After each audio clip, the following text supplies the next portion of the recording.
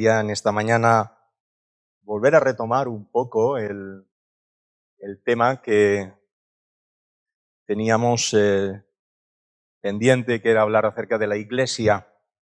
Este mes vamos a estar hablando acerca de la Iglesia. El hermano Kevin, el domingo nos hizo una pequeña pincelada.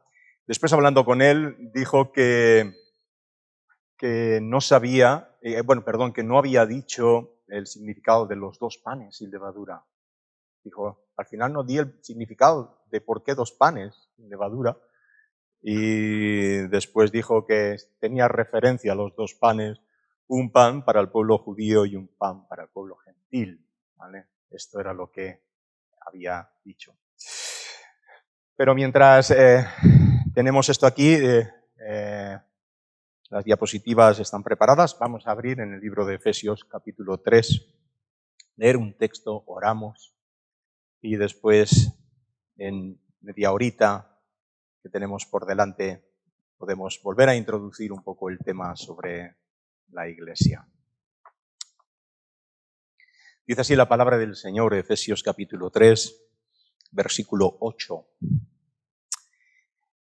Dice: a mí, que soy menos que el más pequeño de todos los santos, me fue dada esta gracia de anunciar entre los gentiles el evangelio de las inescrutables riquezas de Cristo y de aclarar a todos cuál sea la dispensación del misterio escondido desde los siglos en Dios, que creó todas las cosas, para que la multiforme sabiduría de Dios sea ahora dada a conocer por medio de la Iglesia a los principados y potestades en los lugares celestiales, conforme al propósito eterno que hizo en Cristo Jesús nuestro Señor, en quien tenemos seguridad y acceso con confianza por medio de la fe en Él. Por lo cual pido que no desmayéis a causa de mis tribulaciones por vosotros, las cuales son vuestra gloria. Vamos a orar, una palabra de oración, y entramos en este tema. Señor, te damos muchas gracias. Pedimos que en estos momentos tú abras nuestro entendimiento, toques nuestro corazón, nuestra voluntad, y podamos, Señor, discernir cuál es tu voluntad perfecta para nuestras vidas. Encomendamos a ti este tiempo, dándote muchas gracias, en el nombre de Jesús. Amén. Me gustaría hablar introducir otra vez del tema de la Iglesia.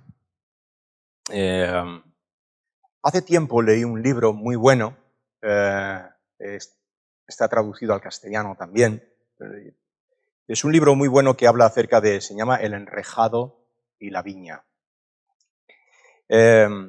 El libro está basado en 2 conceptos, en lo que es un enrejado y lo que es una viña.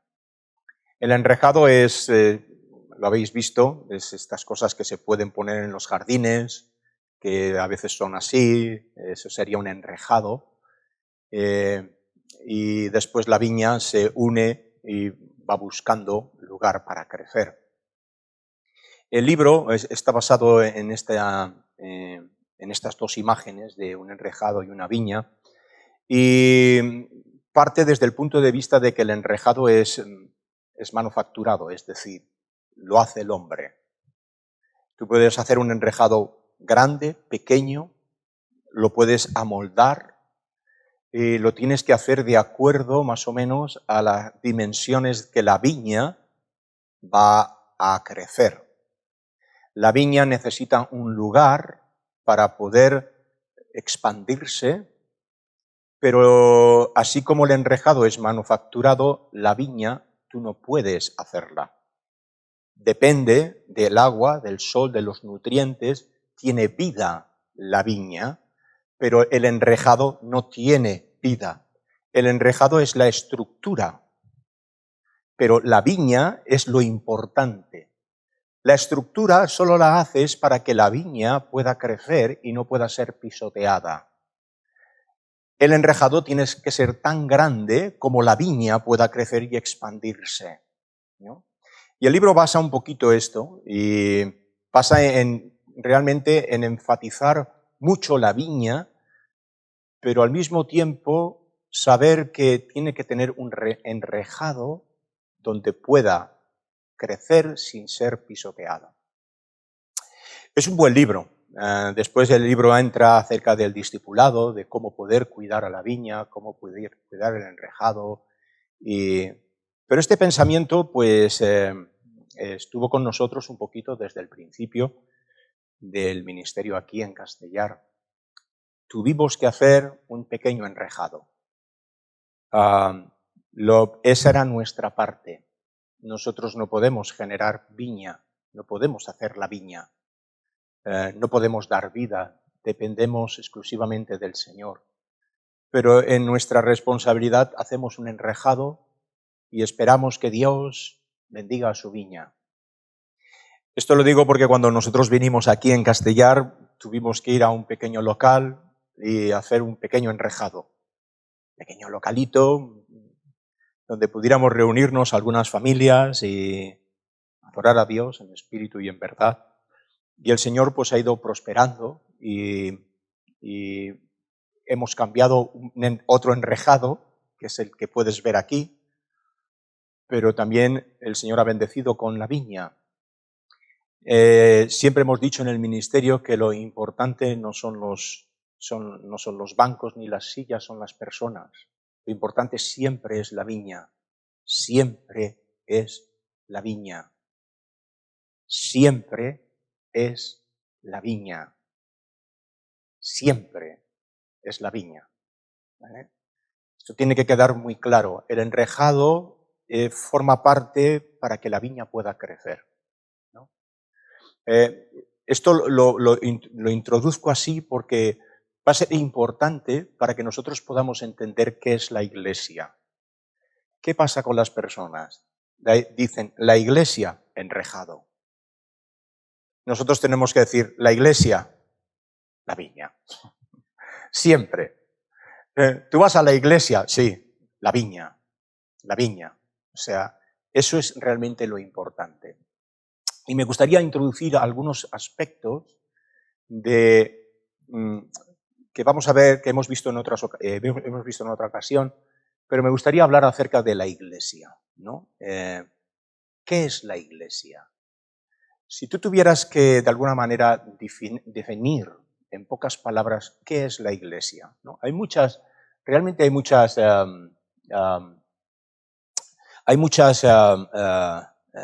definiciones de la iglesia. Yo he puesto una muy sencillita que la vamos a dividir y espero que nos ayude, ¿no? Pero antes que nada, pensar que la iglesia es algo que está realmente en el propósito de Dios. Dios va a mirar la historia y mira la historia a través de la cruz. Lo hemos dicho siempre. Para el Señor, Él mira la historia a través de la cruz. Quiera el hombre reconocerlo o no, la cruz determina toda la historia. En el Antiguo Testamento puedes encontrar diferentes naciones. Egipto, puedes encontrar Asiria, Babilonia, Medo-Persa, Greco-Macedonia, Roma, pero Dios mide su historia a través de la cruz, a través de su pueblo. Dios tiene un plan perfecto, diseñado en la eternidad. Es un plan perfecto, es un propósito eterno. Y el propósito es revelar a su Hijo y su gloria. Ese es el propósito de Dios. Quiero revelar a mi Hijo amado y la gloria. Por eso cuando viene el Señor Jesucristo, se abren los cielos y se oye desde los cielos, este es mi Hijo amado, a él oíd. Dios tiene un propósito y un plan. Lo tenía para Adán, cuida del jardín. Y tenía ese propósito. Y Dios está de alguna manera moviendo toda la historia y coge a Abraham y le dice, Abraham, yo bendeciré toda la tierra de tu simiente. Serán benditas todas las naciones. Y Dios tiene un pueblo y tiene un filón de oro en toda la historia. Hay un filón de oro que es el pueblo de Dios. Diremos que en el Antiguo Testamento encontrarías a Israel. En el Nuevo Testamento encuentras lo que va a ser la Iglesia. Lo vamos a explicar. Y después se une todo esto al final de los tiempos. Se unen los judíos, los gentiles y hacen lo que es el pueblo de Dios, ¿no? Pero es algo maravilloso este plan perfecto. Y lo ves diseñado, ¿eh? Lo ves diseñado. Como hemos leído aquí, el apóstol Pablo está explicando y dice, hay un misterio oculto desde los tiempos que ahora ha sido revelado y es revelar a Cristo la redención del hombre, el poder redimir al hombre de su pecado, formar un pueblo. Y esa es mi iglesia. Déjame ver, para que veas que Dios mide la historia a través de su pueblo. A veces lo hemos dicho y seguramente tú pensarás que suena muy orgulloso el decirlo. Pero ¿tú crees que Castellar del Vallés, Dios mide Castellar del Vallés a través de lo que pasa en el ayuntamiento? Sé que a lo mejor dirás justo, pero Dios puede medir la historia de este pueblo por lo que pasa en su iglesia, en este pueblo. Y tú dirás, ¿y eso? ¿Esto puede ser así? Sí, porque nosotros tenemos que verlo desde un punto de vista espiritual. Dios mira la tierra y ve su historia a través de sus propósitos eternos de revelar a su Hijo en la vida de las personas. Y realmente lo que importa al final es esto. A través de las naciones lo ves, a través de los tiempos lo ves. Abre en el libro de Lucas, por ejemplo. Déjame leerte este pasaje porque es muy bonito. Lucas, capítulo 4. Perdón, Lucas capítulo 3. Cuando lo leí yo dije, qué bueno este pasaje. Lucas capítulo 3, versículo 1. En el año 15 del imperio, mira bien, que estoy leyendo, En el año 15 del imperio de Tiberio César, siendo gobernador de Judea Poncio Pilato y Herodes tetrarca de Galilea, y su hermano Felipe tetrarca de Iturea y de las provincias de Traconite, y Lisanias tetrarca de Alivinia, y siendo sumos sacerdotes Anás y Caifás, aquí está. Vino palabra de Dios a Juan, hijo de Zacarías, en el desierto. Ha dado nombres aquí, Imperio de Tiberio César, se lo salta. La palabra de Dios no fue a Tiberio César, no fue a los gobernadores. Dios mide la historia a través de su Hijo. Y dice, la palabra de Dios vino a Juan y vino en el desierto. El propósito de Dios, hermanos, esto es algo maravilloso. Hay un enrejado, hay una vid y Dios va a coger y va a cuidar la vid. Y lo que va a ocurrir en la vid es lo que realmente va a importar. Y uno puede pensar que es el propósito de Dios como Él mueve, quita, pone, saca y hace su voluntad como Él quiere. Y se saltan los reyes, se saltan los príncipes, se saltan los religiosos y la palabra de Dios viene a Juan en el desierto porque yo tengo mi voluntad y quiero hacerla y así va a ir. Tenemos que cambiar un poquito el enfoque. Tenemos que ver la historia a través de lo que ocurre en la iglesia. Dirás, sí, en la iglesia. Mi hermano nos estaba hablando acerca de las guerras, de estos ciclos, ¿no? Y puedes ver que los ciclos han cambiado la historia, ¿no? Y al mismo tiempo todo lo que ocurre en la iglesia también cambia toda esta historia. Pero, ¿qué es la iglesia? Si nosotros tuviéramos que definir qué es la iglesia, he puesto una definición muy sencillita, pero ¿alguien podría decirme qué es la iglesia? Alguien podría sacar así una definición, ¡pum! Así. ¿Qué es la Iglesia?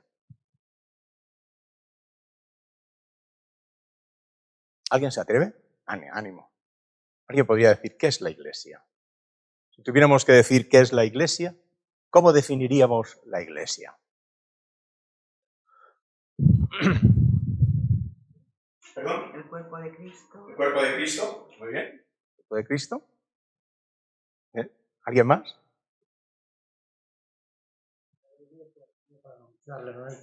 Muy bien, vamos allá. ¿Algo más? ¿El cuerpo de Cristo? Muy bien. Yo he puesto esta, ¿vale? La iremos desarrollando poquito a poquito, ¿no? Es el conjunto de personas, ¿vale?, que profesan fe en Jesucristo.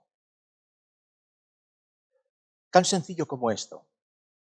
La Iglesia es un grupo de personas que profesan fe en Jesucristo. Hemos cantado, creo en Dios. Profesan creer en Cristo Jesús. Punto. Hay más, irá saliendo más, Pero profesan creer en la persona del Señor Jesucristo. Cuando hablamos del Jesucristo, estamos hablando del Jesucristo de la Biblia, Y profesamos, todos los que estamos aquí y todos los que son parte de la Iglesia, profesan con sus bocas que Jesucristo es el Señor, que Él murió en la cruz del Calvario, que resucitó, ascendió a los cielos y volverá de nuevo. He puesto mi fe en Cristo. Es muy sencillo. ¿Qué tengo que hacer para ser salvo? Cree en el Señor Jesucristo y serás salvo. Y cuando nos reunimos, la Iglesia son el conjunto de personas que de manera voluntaria han puesto su fe en el Señor Jesucristo y creen en el Señor Jesucristo como su Salvador personal, ¿vale? Y se reúnen. La Iglesia es donde están 2 o 3 que profesan fe en el Señor Jesucristo y se reúnen en una asamblea como esta, ¿vale? Como esta, que nos reunimos en nuestra libertad cristiana porque profesamos fe en el Señor Jesucristo y venimos a reunirnos para adorar a Dios en espíritu y en verdad, ¿vale? Muy sencillita, Aquí podrías entrar para equipar a los santos, es decir, podrías hacer un montón de cosas, ¿no? Pero de una forma sencilla. ¿Qué es la Iglesia? Pues es la reunión de un grupo de personas que profesan fe en Jesucristo y se reúnen para adorar a Dios en espíritu y en verdad. ¿Qué venimos a hacer por la mañana aquí? Adorar a Dios. ¿Y qué hacemos? Pues el cristianismo es simplemente, la reunión de la Iglesia es la expresión de mi vida en Cristo. Eso es la expresión de mi vida en Cristo, ¿vale? ¿Y cómo puedo yo, entonces, incluir a alguien en esta reunión? ¿Cómo sabemos, entonces, las personas que profesan fe en el Señor Jesucristo y quieren reunirse para adorar a Dios en espíritu y en verdad? Pues el Señor puso 2 cosas.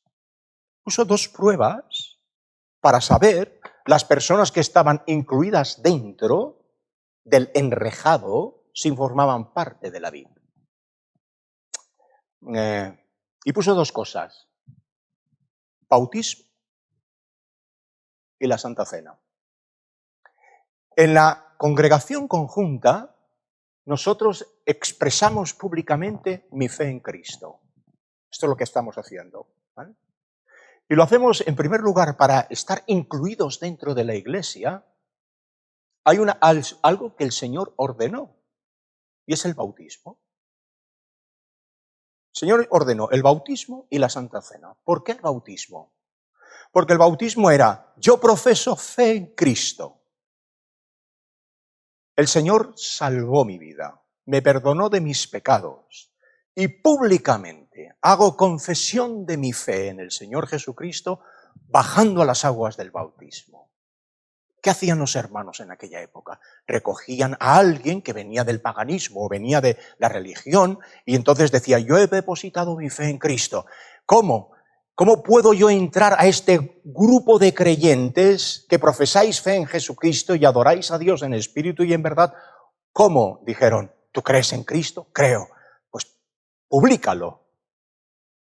Sácalo a la luz. Y entonces se bautizaban. Y el bautismo era entrar simplemente en el agua que el Señor había instituido.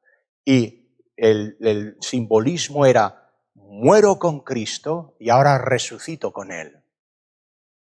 Y públicamente una persona decía, lo que yo hice en privado, en mi corazón, ahora lo hago público de que he muerto al mundo y vivo ahora para Cristo. Fue maravilloso en el libro de los Hechos, 3.000 personas, Fue maravilloso como el Espíritu Santo cautivó los corazones y muchos se arrepintieron de sus pecados y fueron añadidos a la reunión de iglesia todos aquellos que tenían que ser salvos. El bautismo forma parte de la vida cristiana, ¿vale? Antiguamente una persona creía, ¡pum!, y era bautizado. Y todavía se practica, En algunas iglesias todavía se practica. Incluso se practican en algunas iglesias el predicar el Evangelio y de repente alguien quiere ser salvo, quieres venir al Señor Jesucristo y hay una persona que tiene la convicción, se arrepiente y preparan las aguas, y vente, vale, y al bautismo, y lo bautizan allí mismo, ¿no? Yo no tengo ningún problema con eso. Oye, ojalá tuviéramos una cadena de bautismos, venga, que vayan pasando, ¿no? Ha cambiado mucho. Hay otras iglesias que se han ido al otro extremo. Tienes que ser teólogo para bautizarte. Tienes que conocer, la teología sistemática y un montón de cosas para poder... Lo único que necesitas saber es que el Señor es tu Salvador, saber que tú estabas en pecado, aceptaste a Cristo, tienes nueva vida en Él y empiezas una nueva vida en Cristo. Y esta expresión forma parte, ¿no? Nosotros nos reunimos porque tenemos fe en Cristo y queremos adorar a Dios en espíritu y en verdad. La Santa Cena es la segunda cosa que Dios estableció. Una es pública, la otra es más bien privada. Pero todos juntos recordamos al Señor y en su memoria participamos de algo que nos une, que es la persona del Señor Jesucristo. El bautismo es como algo personal, público, y lo que es la Santa Cena es algo comunitario, que todos partimos el pan, tomamos de la copa e identificamos nuestra relación con el Señor, que vivimos en comunión con Él. Forma parte, es un momento muy bonito en la congregación. Es algo muy bonito en la congregación cuando nosotros participamos de los elementos y unidos en memoria del Señor tomamos del pan, tomamos de la copa. Esto es lo que el Señor instituyó, ¿vale? ¿Qué es la iglesia entonces? ¿O qué hacemos en la iglesia? Es la expresión pública de mi vida en Cristo. Así de claro. Vivo 6 días con el Señor y el 7º lo expreso comunitariamente. Mi relación con el Señor. El hermano hablaba de su lectura personal. El otro hermano habla, es la expresión mutua, conjunta de nuestro caminar con Cristo. Tenemos un enrejado y ahora tenemos una vid. Y tú formas parte de la vid. Formas parte de la vid si realmente tú has creído en el Señor Jesucristo como tu Salvador personal. Y te identificas con el grupo de creyentes que también han confiado en el Señor Jesucristo y decides en tu libertad cristiana de expresar al Cristo que tú vives en este conjunto de creyentes. En este conjunto de creyentes, ¿vale? Y lo vamos a ver un momentito aquí. Y realmente es algo muy maravilloso, es algo muy hermoso, ¿no? Me gustaría me gustaría expresar otra vez 7 puntos sobre la Iglesia que igual nos pueden ayudar, ¿vale?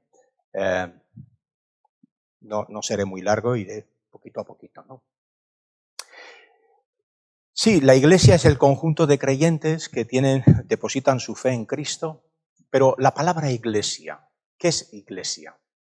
La palabra eclesía es muy bonita, la hemos usado muchas veces y se continúa usando, son los llamados fuera de. Nosotros vivíamos sin Cristo, sin esperanza, sin Dios, alejados de Dios, yendo por nuestro camino, y de repente el Señor nos llama. Y nos llama.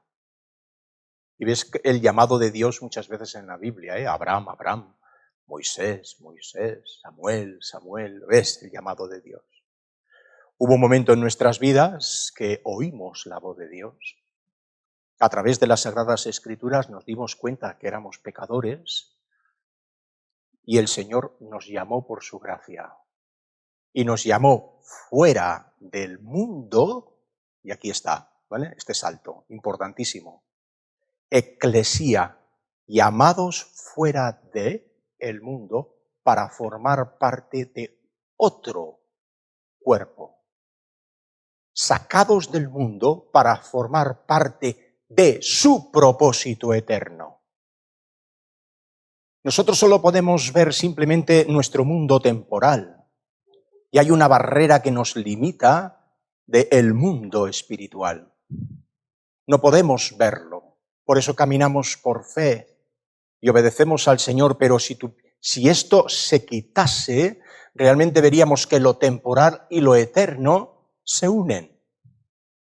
Y cuando yo veo mi propia vida, sí que la veo en el mundo temporal, pero quiero, Señor, abre mis ojos, ayúdame a entender, a discernir tu propósito eterno en mi mundo temporal.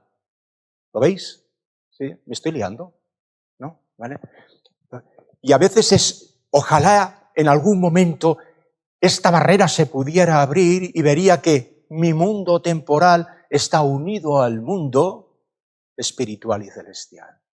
Y en el propósito eterno de Dios, Él ha ido llamando a cada uno. Y hemos respondido a ese llamado y hemos sido sacados fuera para pertenecer a otro. Y ahora formamos parte de la Iglesia. Claro, esto cambia, cambia el concepto total. ¿Qué ocurre? Que antes vivíamos como el mundo y de repente ahora el Señor nos ha colocado en un cuerpo, que lo vamos a ir viendo ahora, con un plan y propósito porque está en el corazón de Dios. En el corazón de Dios estaba hacer la Iglesia. En el corazón de Dios era el misterio oculto antes de todos los tiempos que ha sido manifestado. Se ha abierto ese telón para poder entrar en la misma presencia del Señor. Y somos un pueblo. Está en el corazón de Dios. Alfredo ha puesto este himno, solo el poder de Dios puede cambiar. Escuché este corito el otro día en un estadio de fútbol, está en YouTube, miles de personas cantando este corito. No sé si es en país latino, exactamente no sé dónde era, pero miles de personas. Y era para escucharlo, Solo el poder de Dios puede cambiar tu ser. La cantaban ahí afuera. Y yo decía, wow, qué bonito. El pueblo de Dios. El pueblo de Dios.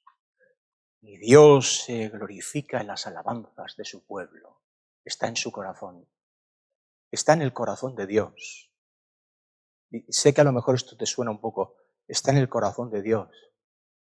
Su propósito en la iglesia de Castellar y en el pueblo de Castellar. Como lo puede estar en el pueblo del otro, del pueblo del otro, del pueblo del otro. Luces, sal y luz, para que el propósito de Dios se cumpla, ¿no? Es algo verdaderamente maravilloso. Y sí que está en el corazón de Dios. Déjame leerte un texto de la Escritura. Abre en el libro de los Hechos, capítulo 20, versículo 28.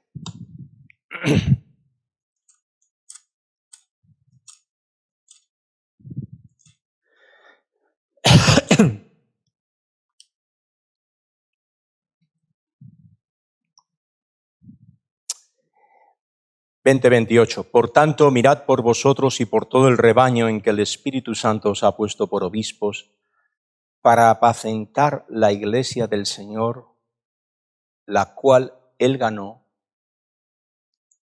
con su propia sangre. Wow, Os tengo que confesar algo. Cuando yo leí una vez este versículo y creo que fue impresionado por el Señor, porque me di cuenta de algo. Tengo que tener mucho cuidado como yo hablo de la iglesia del Señor. Mucho cuidado.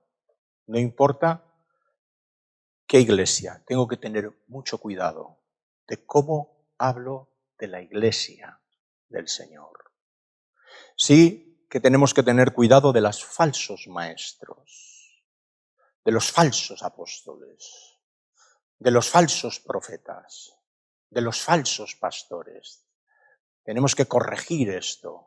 Podemos de tener mucho cuidado de hablar de la iglesia del Señor, la cual Él ganó con su propia sangre y Él la ama. Y el Señor dijo, no toques el campo. Lo tocarás al final. Sé que hay trigo y cizaña, sé que hay corderos y cabritos, sé que hay unos peces y otros, pero ten mucho cuidado de hacer daño cuando tú entras y tocas la iglesia, porque tú no tienes la capacidad de juicio, de poder discernir entre una cosa y la otra. Déjamelo a mí al final de los tiempos. Tú camina conmigo, tú pon tu fe en mí, cumple las Escrituras, camina conmigo.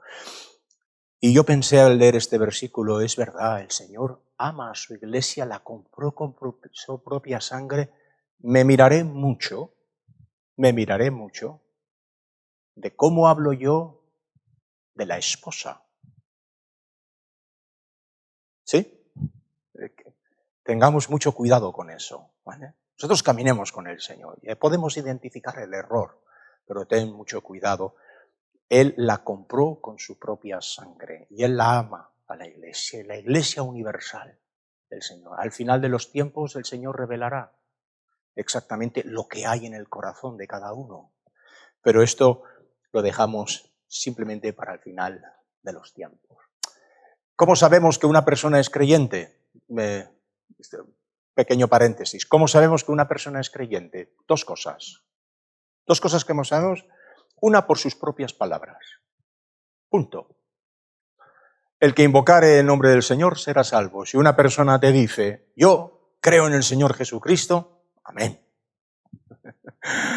Tus propias palabras. Por tus propias palabras serás justificado o serás condenado. El que invocare el nombre del Señor será salvo. Una persona te dice, yo creo en el Señor Jesucristo como mi Salvador personal. Amén. Pero ahora necesitas la otra. Necesitas el fruto de tu fe en Cristo. Porque por sus frutos los conoceréis. Tan sencillo como esto. Entonces tú puedes saber que una persona es creyente, ha entrado dentro de la iglesia por dos cosas. Porque manifiesta con su boca que cree en el Señor Jesucristo y al mismo tiempo sus hechos testifican que es creyente. ¿Vale? Entonces es algo realmente importante esto. Y nosotros haríamos bien como creyentes, pues decir, si una persona cree en el Señor Jesucristo, adelante. Y tus obras manifiestas que eres creyente, las intenciones de tu corazón, jamás las sabremos, no podemos juzgarla. Podemos juzgar el fruto, pero no las intenciones del corazón. Nadie sabe lo que hay en el corazón de una persona. Entonces, eso de acuerdo al libro de Corintios lo tenemos que dejar para el Señor, ¿no? Número 2,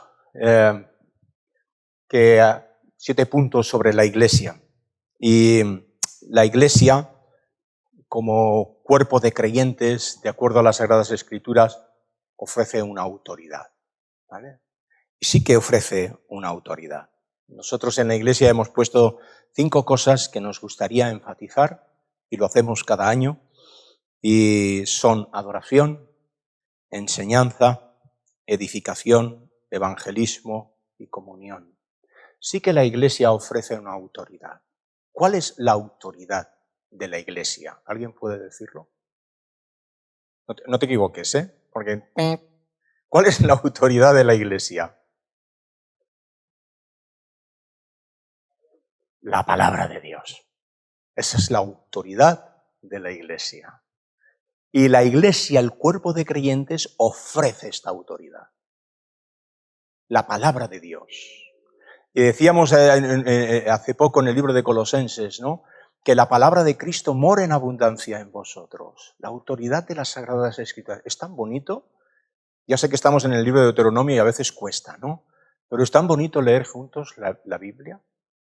Es tan bonito. Y podemos cambiar muchas cosas del orden del culto. Pero esperamos no cambiar la lectura de la palabra. La palabra de Dios tiene la autoridad. Y la Iglesia, el enrejado con su vid, ofrece esta autoridad.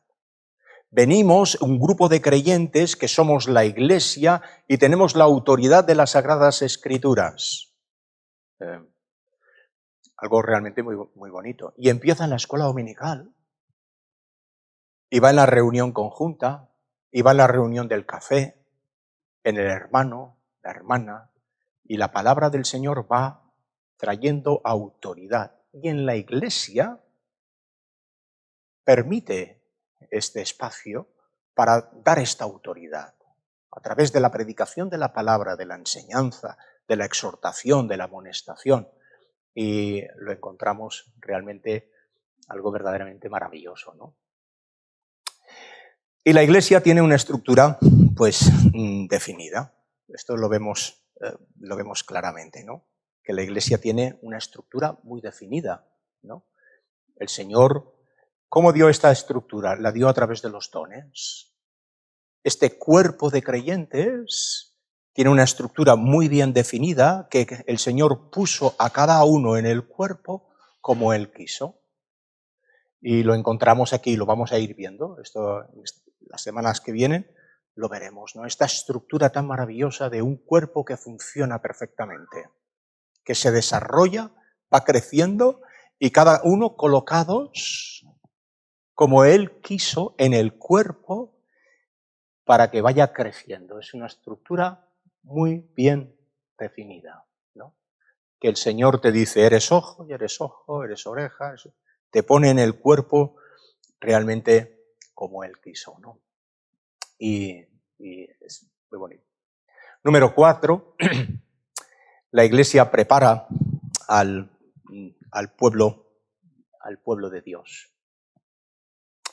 Creo que aquí lo he cambiado, lo tengo mal, pero sí, lo dejaremos aquí. La Iglesia prepara al pueblo de Dios, ¿no?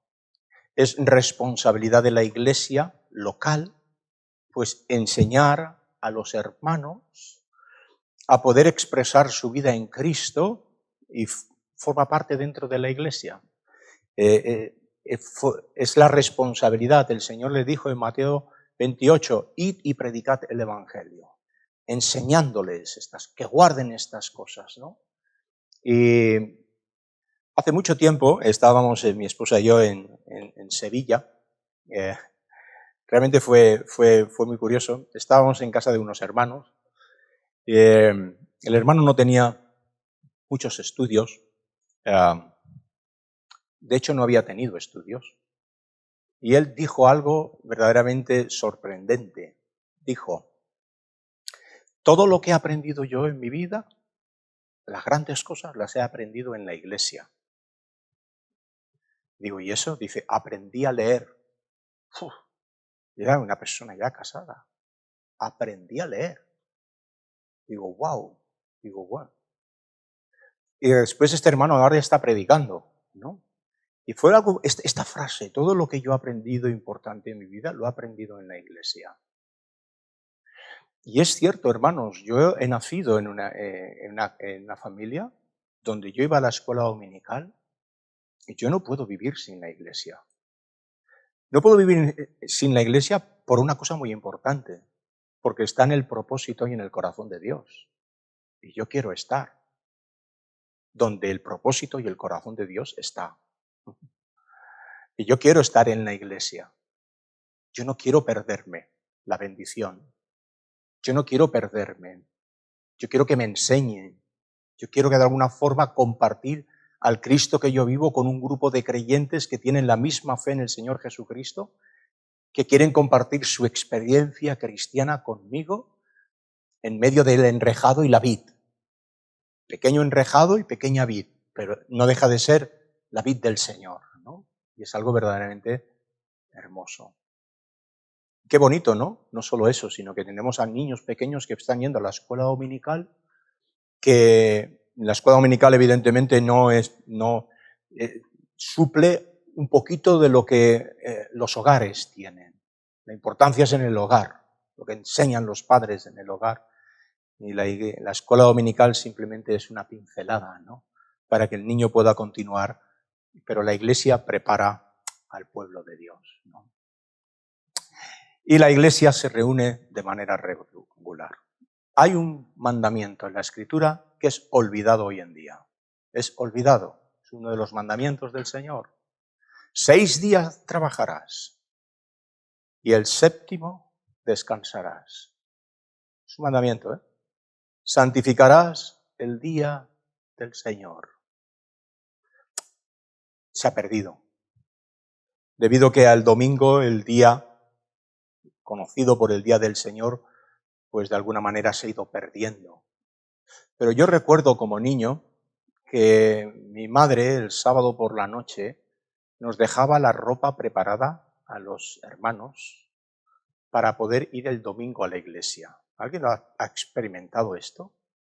La ropa del domingo, era la ropa del domingo. Me acuerdo que no sé por qué, pero teníamos unas chirucas, calcetines y pantalones cortos. Era la imagen, te la puedes ver, era una imagen dantesca, era buena. Unas chirucas, calcetines hasta arriba y pantalones cortos, ¿no? Pero el día del Señor, el día del Señor, el día del Señor. 6 días trabajaré y el 7º lo consagraré para el Señor. Y es conocido que el Señor el primer día de la semana reunía a su pueblo para partir el pan, cantar, compartir juntos y expresar la vida de Cristo que cada uno tenía. Hicimos pacto, ¿no? Que el domingo lo consagraremos al Señor.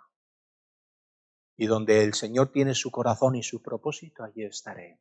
Haré pacto con mi corazón de que ese día lo consagraré al Señor en mis emociones, en mi mente, en mi voluntad y en mi tiempo. Yo doy gracias a Dios, por alguna forma, por haber mantenido ese principio que me ha dado solidez en mi vida cristiana. Y el domingo voy a ir a adorar a Dios en espíritu y en verdad. Seamos 4, seamos 10, seamos 1000. Al final, lo importante es la vida, ¿no? Lo importante es la vida. Número 6, ya estoy acabando. La Iglesia ofrece un testimonio unificado, ¿vale? Y lo podemos ver, ¿no? Abre un momentito en 1 Corintios, en el capítulo 1, versículo 10, que dice así la palabra del Señor. 1 Corintios 1:10, os ruego pues, hermanos, por el nombre de nuestro Señor Jesucristo, que habléis todos una misma cosa, y que no haya entre vosotros divisiones, sino que estéis perfectamente unidos en una misma mente y un mismo parecer. Dice, hablad una misma cosa, tened una misma mente y tened un mismo parecer. Un cuerpo unificado, donde hablamos una sola cosa. De alguna forma tenemos una misma mente todos. Pensamos lo mismo y tenemos el mismo parecer. Vamos en la misma dirección. Vamos en la misma dirección, todos juntos, ¿no? Y la Iglesia ofrece este testimonio unificado. El Señor lo pone como es una familia, somos una familia. Compartimos esto. Yo no sé si habéis, en el grupo de la Iglesia, habéis leído el WhatsApp del hermano Santi, que puso ayer, pero es un poquito expresa. Está este grupo de creyentes que vamos juntos, sufrimos, de alguna manera estamos juntos del Señor, ¿no? Y después eso trae unos resultados maravillosos, muy buenos de la vida cristiana. Lo pudimos ver perfectamente con nuestra hermana Conchita en su funeral, como un montón de personas que hemos caminado juntos, pues realmente podíamos expresar ese amor, ¿no? Pero es un amor basado en muchos años de trabajo, muchos años de confianza, en muchos años de poder estar ahí, ¿no? Entonces, esto es lo que hace la Iglesia, ¿no? Tiene un testimonio unificado. Y la Iglesia es un campo de pruebas para el amor y el perdón. He puesto esto de aquí porque es sumamente importante. El amor y el perdón. Ayer estábamos hablando en casa sobre un pequeño escrito que hicimos. Amor sin entrega no vale. El amor tiene siempre un ingrediente de entrega. No améis de palabra, sino de hecho y en verdad. Dios ama, pero entrega. Su amor es expresado por su entrega. El grupo de creyentes que nos reunimos, hemos depositado nuestra fe en Cristo, es un lugar donde nosotros podemos expresar el amor los unos con los otros. Pero el amor real, ¿eh? El amor real. ¿Cuál es el amor real? Amor es aquello que yo realmente niego de mí mismo para el bienestar de otra persona. Y el perdón. Y el perdón. Porque fui amado y fui perdonado, de la misma forma yo voy a expresar mi amor y mi perdón. Así como Cristo os perdonó, perdonaos los unos a los otros. Así como Cristo os amó, amaos los unos a los otros. ¿Y dónde puedo yo expresar el amor de Dios mejor? Lo puedo expresar en la comunión con mis hermanos, ¿no? Entonces, 7 puntos sobre la Iglesia, y la semana que viene veremos la Iglesia como cuerpo, en 1 Corintios, cómo se va consolidando, después se va expresando, y después en el último mensaje hablaremos acerca de la membresía de la Iglesia, como voluntariamente un grupo de personas después dice: yo quiero identificarme con esta estructura, quiero identificarme con esta vid, y de alguna manera lo hago públicamente y con compromiso de fidelidad al Señor.